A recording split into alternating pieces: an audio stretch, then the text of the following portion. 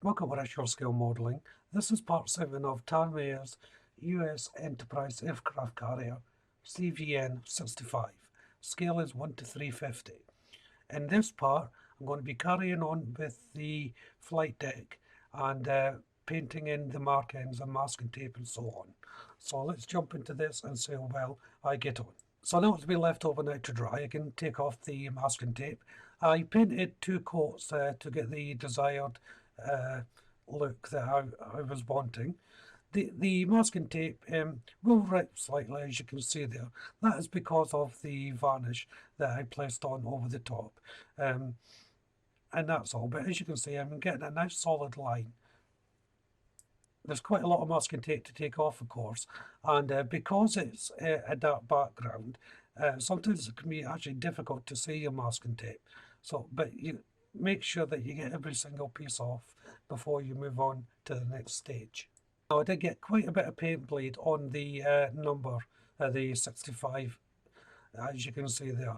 So that's made up my mind how I'm going to deal with the 65. If you remember in the previous video, I didn't know what colour to do the 65 with. It should be a solid colour or an outline colour.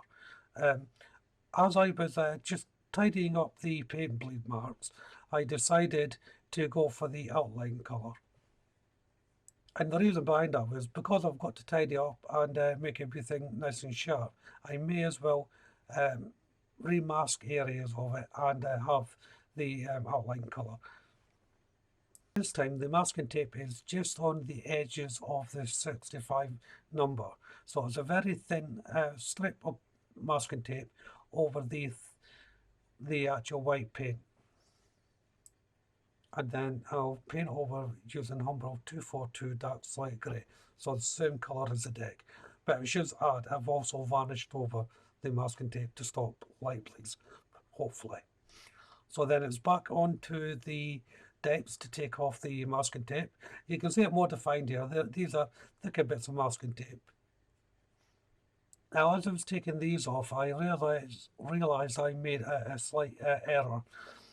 The white flashes are in the correct position, but they're followed by yellow flashes down the central line, and I forgot to paint them in. If you've watched the previous video, you'll see that when I'm masking and painting down the layers, putting down the layers of paint, I'll go from light to dark colours. But in this case, I just forgot to do it for some reason. I don't know why. So I'm just masking that area off now to paint in the yellow.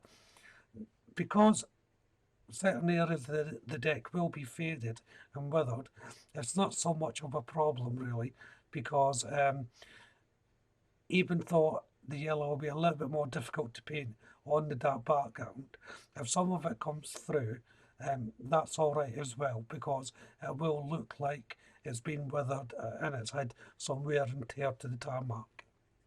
And before I paint that, I'm also marking off the safety markings for the elevators. Again, I shouldn't have painted the grey down first on these. It's not so much of a problem. It's just slightly annoys me because it's not generally the way I do it. You know, it just creates a little bit more work. I should say the lines for this marking, they're very faint under my primer. So this was quite difficult to mask off in the end. The other thing you should try and note as well, because these sections interlock and some of the markings will carry on to the other sections of the flight deck. So make sure they match up. But the area I'm working on now, that lines up onto the middle section. For the yellow, I'm using Humbrol's 154 Insignia yellow. Now this particular yellow I've watered down to such a degree that enables me to put on some very thin coats. But as I said, the grey may show through a little bit, but that is okay. And it's in with the border as well. In actual fact, not a lot of the grey came through on the yellow, so I'm quite pleased with the results. So now then it's back to the midsection of the flight deck and removing that masking tape. And the same with the aft section, I'm masking off the elevator borders, and of course I've already masked off for the yellow paint to go down on the central line. And once I was happy with the masking tape, I was able then to paint in the yellow once more. Then back to the registration number and taking off the masking tape with that, and I'm getting better results this time. As you can see, the thin line coming through. So there's the 5 done. There's maybe a slight little bit of touch up here and there, but nothing major. But I think I prefer the outlined markers instead of the solid colour. After a couple of hours, I was then able to take the masking tape from the elevator area, and as well as the central stripe as well. Now I'm taking off the masking tape for the yellow border colour, and actually I really do like how this has turned out. Also, I never got any paint bleed as well, which is really good. And I'm using the Umbra 127 US Coarse Grey once more to tidy up the lines and put in the markings around the edge. On to the next set of markings now. So as you can see here, I'm placing down more masking tape, and this is on the leading edges of the white strip. And then using Tamiya's XF7 flat red to paint in the red flashes along the white line. This part of the process was relatively simple. The markers on the deck were nicely defined to paint these in. And then once more I'm using the Gundam marker white to paint in the dots on the deck. Now this took a very long time to do. Some of the paint masks where they've got to go, so it took a while to find each little dot to mark up. But once it was done, it was time to remove the masking tape, and now you can start seeing the effect that it is coming through. I'm now using Tamiya's XF63 German Grey for the safety wires or nets, whatever they are, around the edges. I got this colour slightly wrong. I should have left on the white really. So I'm putting it back on now. And I'm using Rebel Aquacolor 05 white for this.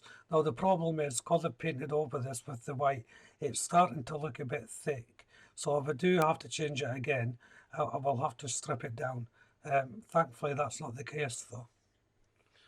So I thought I'd show you a little bit more of the white marks going on. The camera can't really pick it up, and as I said, the actual location areas for these little dots is very slight. It's difficult to see through the grey paint.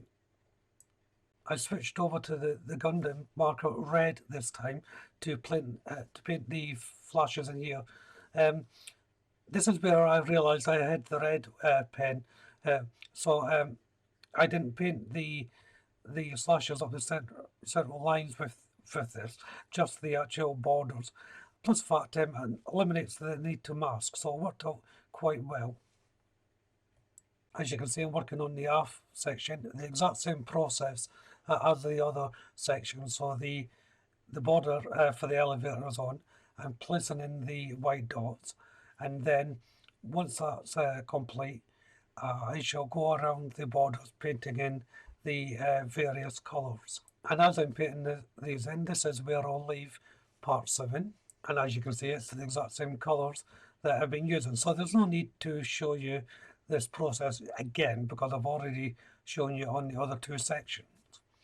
So if you haven't done so already, why don't you have a look at my channel and subscribe.